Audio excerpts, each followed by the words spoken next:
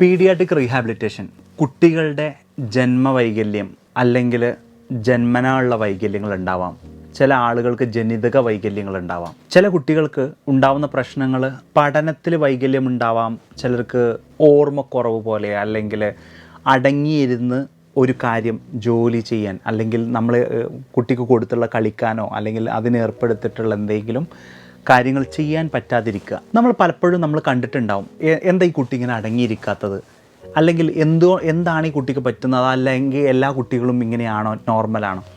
സ്വാഭാവികമായിട്ടും നമ്മൾ ഈ സംശയങ്ങൾ നമുക്ക് തീർക്കാൻ ഏറ്റവും നല്ലത് എന്താ വെച്ചാൽ ഒരു ഡെവലപ്മെൻറ്റൽ അസസ്മെൻറ്റ് നമ്മൾ ചെയ്ത് നോക്കിക്കഴിഞ്ഞാൽ, അല്ലെങ്കിൽ കുട്ടിയുടെ അച്ചീവ്മെൻറ്റ് ഗോൾസ് നമ്മൾ അസസ് ചെയ്ത് നോക്കിക്കഴിഞ്ഞാൽ നമുക്ക് അത് വെച്ച് ഈ കുട്ടീൻ്റെ ഇപ്പോഴത്തെ സ്റ്റേജ് അല്ലെങ്കിൽ ആ കുട്ടിക്ക് എന്താണോ കുറവുള്ളത് അല്ലെങ്കിൽ എന്താണോ ആ കുട്ടി നേടിയെടുക്കേണ്ടതെന്ന് നമുക്ക് മനസ്സിലാക്കാവുന്നതാണ്.